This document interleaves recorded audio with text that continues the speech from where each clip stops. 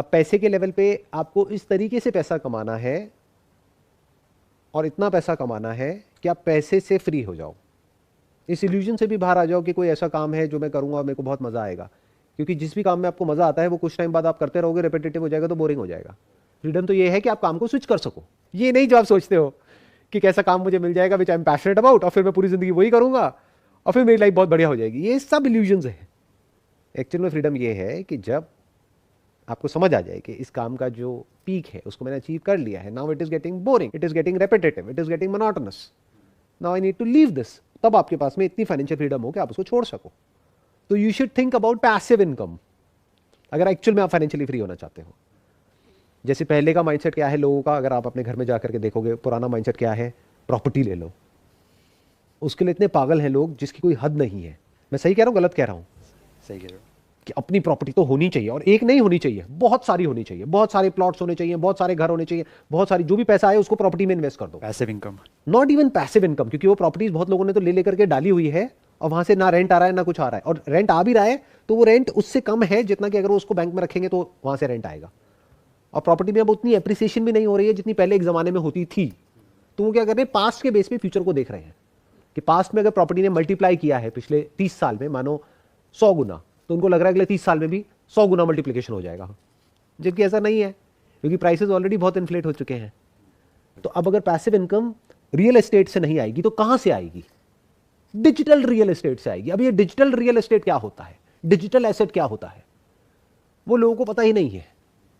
तो इन्वेस्ट करने की तो बात ही छोड़ दो। डिविडेंड्स होते हैं। नहीं, देखो ध्यान से समझो, डिविडेंड क्या होता है? डिविडेंड होता है जो कंपनीज प्रॉफिट कमाती है उसमें से डिविडेंड देती है, या बॉन्ड्स में से आपको डिविडेंड मिलता है। तो dividend is basically an income जो आपको मिलता है जब आप किसी बिजनेस में ओनर बनते हो। जब आप एक शेयर होल्डर होते हो किसी कंपनी में, तो आप ये मत समझो कि मैं स्टॉक्स खरीद रहा हूं, आप उस कंपनी में ओनर बन रहे हो, आप मालिक हो। नौकर कौन है? डायरेक्टर जो काम कर रहा है। हमें बेसिक फंडे ही क्लियर नहीं है। मालिक कौन होता है? Share holder. तो आप उस कंपनी में शेयर्स जब ले रहे हो तो आप एक बिजनेस में इन्वेस्ट कर रहे हो, उस बिजनेस के फ्यूचर पे दाव लगा रहे हो। मैं उसकी बात नहीं कर रहा हूं, I am talking about asset, not a business. तो डिजिटल एसेट्स क्या होते हैं उसके बारे में बहुत लोगों ने सुना तक नहीं है। अगर मैं अभी आपसे बात करूंगा एनएफटी क्या होती है तो आप सोच में पड़ जाओगे। एनएफटी की फुल फॉर्म क्या होती है? बताओ क्या होती है एनएफटी की full form? Non fungible tokens. हमें यह तक नहीं पता एनएफटी क्या है, कि दुनिया किस डायरेक्शन में जा रही है। क्रिप्टो को हम लोग ऐसे समझते हैं, या तो दो तरह के लोग हैं जो मैंने देखे हैं इंडिया में। एक, या तो वो समझते हैं क्रिप्टो को एज सट्टा, कि यहां पैसा लगाओ और अमीर हो जाओ, या दूसरे हैं जो सीधा क्रिप्टो को बोलते हैं ये तो बेकार है, इसमें कुछ नहीं पड़ा है, कोई समझता ही नहीं है इसके पीछे की टेक्नोलॉजी क्या है, ब्लॉकचेन क्या है, वो कैसे काम करती है, एक डिसेंट्रलाइज सिस्टम क्या होता है। तो टेक्नोलॉजी का फ्यूचर क्या है, जब वो समझोगे तभी तो सही तरह से पैसे को इन्वेस्ट करोगे। एक्चुअल में किसी ऐसी जगह पे इन्वेस्ट करोगे जहां पे 1 का 100 होने वाला है और रिस्क ऑलमोस्ट 0% है। नहीं तो आप वही गलती कर बैठोगे जो ज्यादातर लोग कर रहे हैं या करने वाले हैं। क्या एक रेजिडेंशियल प्रॉपर्टी आपने खरीदी जो है मानो 3 करोड़ की, और उसका रेंट है मान लो सिर्फ 30,000 रुपये महीना, तो साल का कितना हुआ? 3,60,000। रिटर्न कितनी आई 3 करोड़ पे? हार्डली 1%। 1% रिटर्न क्या होती है? इन्फ्लेशन है 5-6%, 7%। तो आप तो पैसा गंवा रहे हो, कमा कहां रहे हो? तो अभी मैं क्या बात कर रहा हूं, सिर्फ फाइनेंशियल फ्रीडम के बारे में, कि फाइनेंशियली कैसे फ्री होते हैं। आज फाइनेंशियली फ्री कौन है? वो जिन्होंने सही टाइम पे सही जगह पैसा लगा दिया था, यानी आज से 30 साल पहले 40 साल पहले प्रॉपर्टी में पैसा लगा दिया, वो आज फाइनेंशियली फ्री है। क्यों? क्योंकि उस टाइम पे लैंड थी सस्ती, मानो 5 लाख रुपए 10 लाख रुपए लगाया, आज वही लैंड हो गई 5 करोड़ की, 10 करोड़ की, 20 करोड़ की। जिसने उस टाइम पे 50 लाख लगाया वो आज बढ़ करके हो गया 500 करोड़। तो एटलीस्ट फाइनेंशियली तो वो फ्री हो गए। बाकी चीजों के बारे में मैं बात नहीं कर रहा। तो पहले समझो कि फ्यूचर में क्या होने वाला है। क्या पास्ट के बेस पे आज प्रेजेंट में पैसा लगाना है? तो पैसा लगाना कहां है? फ्यूचर में क्या होगा? दुनिया कैसी होगी? फिजिकल स्पेस की ज्यादा वैल्यू होगी या डिजिटल स्पेस की ज्यादा वैल्यू होगी? और डिजिटल स्पेस क्या होती है? एक डिजिटल एसेट क्या होता है? और डिजिटल एसेट में भी जितने तरह के डिजिटल एसेट्स हैं उसमें से सबसे ज्यादा वैल्यूएबल क्या है? Sir, are you a believer in crypto? I am not a believer in crypto. Like, do you think it's the future? I'm not sure about crypto, but I'm sure about blockchain. It's here to stay. Because as a model, decentralised is a better model than centralised. मतलब क्या कि आपने जहां भी पैसा invest किया हुआ है वहां से जो इंटरेस्ट आ रहा है वो इतना है कि वो आपके लाइफस्टाइल को सस्टेन कर सके, तब आप फाइनेंशियली फ्री हो।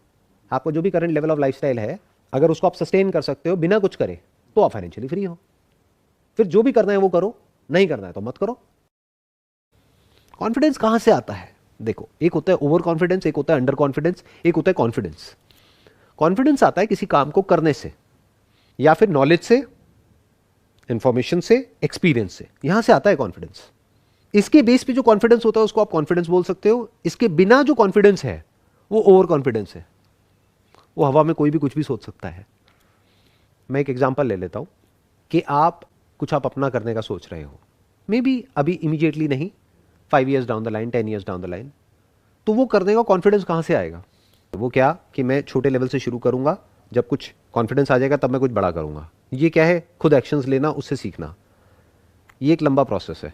मतलब 2 तरीके होते हैं सीखने के, एक खुद गलती करो और उससे सीखो, दूसरा है पास्ट में जिन्होंने जो भी गलतियां करी उससे सीख लो, जिन्होंने जो भी सही किया उससे सीख लो। That is a faster way of learning. उससे क्या होगा कि जो उस इंसान ने 50 साल में सीखा या 100 साल में सीखा, और वो भी जो उसने 50 साल में सीखा वो 5000 बुक्स को पढ़ करके सीखा, यानी उसके पीछे लाखों लोगों की मेहनत है जो उसने 50 साल में सीखा। तो अगर उसको आपने 5 महीने में सीख लिया तो 5 महीने में आपने कुछ ऐसा सीख लिया जो आप खुद सीखोगे तो आपको 5000 साल लगेंगे। तो 5000 साल में जो चीज सीखनी थी वो आपने 5 महीने में सीख ली। This is a faster way of learning. तो ये कॉन्फिडेंस कहां से आया?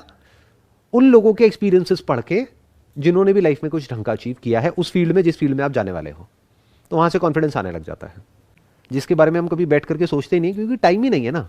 रेस में भाग रहे हैं सारे के सारे, एक रेस लगी हुई है, सबको आगे निकलना है। तो कोई ये बैठ करके अपने आप से पूछता ही नहीं है कि मैं जो कर रहा हूं कर क्यों रहा हूं, मेरे लिए इंपॉर्टेंट एक्चुअल में क्या है। लाइफ में मेरे लिए ये 3 चीजें सबसे ज्यादा इंपॉर्टेंट है, उसमें नंबर 1 पे ये है, नंबर 2 पे ये है, नंबर 3 पे ये है, जो पूरी दुनिया से बिल्कुल अलग है। पूरी दुनिया के लिए ये जो 3 चीजें हैं ये कहीं आती ही नहीं है। एक्चुअल में बोलने के लिए आ जाती हैं, अगर आप किसी से पूछोगे ना, हाँ भाई क्या है आपके लिए सबसे important, number 1, number 2, number 3। Actual में आप देखोगे तो उनके 24 घंटे में से कुछ भी वहां पर टाइम नहीं जा रहा है, उन 3 जगहों पे कहीं और ही टाइम जा रहा है। तो इसका मतलब क्या है? वो बोल कुछ और रहे हैं, कर कुछ और रहे हैं। क्यों? उसके पीछे क्या जड़ है? क्योंकि कभी बैठ करके सोचा ही नहीं कि मेरे लिए एक्चुअल में इंपॉर्टेंट क्या है। आपको क्लैरिटी तब तक नहीं आएगी जब तक आप किसी काम को करोगे नहीं, करने के बाद ही आएगी। फॉर एग्जाम्पल, आपके लिए जॉब सही होगी फ्यूचर में या बिजनेस सही होगा, वो तो करके पता लगेगा ना। जब बिजनेस करोगे तब पता लगेगा अरे यार इसमें तो बड़ी सरदर्दी है, जॉब ही बेटर है। जॉब करोगे तब पता लगेगा अरे इसमें तो बड़ी प्रॉब्लम्स हैं, मेरी पर्सनैलिटी के साथ में मैच ही नहीं होता ये सब, कि कोई ऑर्डर दे रहा है और मेरे को फॉलो करना है। बट हो सकता है दूसरी तरफ से वही आपके लिए सही हो। तो कोई हार्ड एंड फास्ट रूल नहीं है ना कि आपके लिए क्या सही है, किसी और के लिए कुछ और सही है, किसी और के लिए कुछ और सही है। तो जब करोगे तब पता लगेगा। तो बैठ करके सोचने से नहीं होगा। तो मैं किसकी बात कर रहा हूं? अगले 10 साल में, 20 साल में, 30 साल में मेरी लाइफ कैसी होगी। अब वो चाहे जॉब से होगी चाहे बिजनेस में होगी, वो हो गया रास्ता कौन सा मैं पकड़ूंगा। But ultimately what is it that I want from my life, that must be very clear. जैसे मैं आपसे पूछता हूं, चलो इसको यहीं पे करके देखते हैं। आपको कैसी लाइफ चाहिए 40 साल की एज में? क्या आप चारों तरफ से बंधे हुए हो या बिल्कुल फ्री हो? फ्री हो। तो इसमें कंफ्यूजन क्या है? तो एक चीज आपको मिल गई, एक पिलर मिल गया। कितना इंपॉर्टेंट है फ्रीडम आपके लिए? I think number 1 maybe. Freedom या हेल्थ, दोनों में से क्या ज्यादा इंपॉर्टेंट है? I guess health is necessary for freedom, otherwise I will be bound to medicines और समथिंग। So perfect. तो आपने हेल्थ को फ्रीडम से जोड़ दिया, क्योंकि अगर आपकी हेल्थ अच्छी नहीं है तो you will be bound by your body, या bound by the diseases Yeah. In the body. तो आप कुछ कर ही नहीं पाओगे, फ्रीली मूव नहीं कर पाओगे, फ्रीली वो नहीं कर पाओगे जो भी आप करना चाहते हो। तो फ्रीडम के लिए क्या चाहिए? Health. How important is money for freedom? I think after health second most important thing.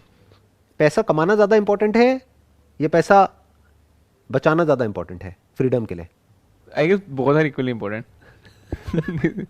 ऐसे सोचना होता है कि क्या ज्यादा इंपॉर्टेंट है, कि जो भी करियर है आपका उसमें आगे बढ़ना, क्योंकि आगे नहीं बढ़ोगे तो ज्यादा कैसे कमाओगे, ज्यादा नहीं कमाओगे तो ज्यादा कैसे बचाओगे, ज्यादा नहीं बचाओगे तो फाइनेंशियली फ्री कैसे होगे। Yeah. तो दोनों इंपॉर्टेंट है, बिल्कुल ठीक बोला आपने। क्या? ज्यादा कमाना भी और ज्यादा बचाना भी, क्योंकि तभी तो फ्री होगे। आपने ज्यादा कमाया और ज्यादा खर्च दिया तो at the end of the day you are back to square one, मतलब जीरो से शुरू हुए जीरो पे आ गए या माइनस में चले गए। बहुत लोग माइनस में चले जाते हैं। लोन लिया, ये लिया, वो लिया, फाइनेंस कराया, उसके बाद में पता लगा जी हम तो माइनस में बैठे हैं, अगले 20 साल तक मेरे को ईएमआई भरनी है हर महीने, अब 20 साल के लिए तो मैं बंद गया, मानो एक ऐसी जॉब से जो मुझे पसंद ही नहीं है, तो फ्रीडम पे कॉम्प्रोमाइज हो गया ना। तो अगर ये गोल आपके माइंड में क्लियर होगा तो कभी भी आप बंदोगे, नहीं, बट एक गोल कितने लोगों के माइंड में क्लियर होता है? May be 1%. हार्डली 1%। वो भी बहुत ज़्यादा बोल दिया आपने। लोगों के माइंड में ये गोल नहीं होता है, कुछ और ही गोल्स होते हैं। मुझे ये करना है, मुझे वो करना है। उनसे पूछो क्यों करना है? किसी को प्रूव करना है। किसको प्रूव करना है? और किसको फर्क पड़ता है कि आप करो या ना करो? What is it that you actually want? That must be very clear. जैसे फ्रीडम के लिए हमको एक पिलर मिला हेल्थ, दूसरा मिला वेल्थ। वेल्थ मतलब क्या? Wealth management, not just earning money but managing money in a smart way so that you become financially free. Yeah. Health को भी मैनेज करना ताकि आप हेल्थ वाइज फ्री हो जाओ।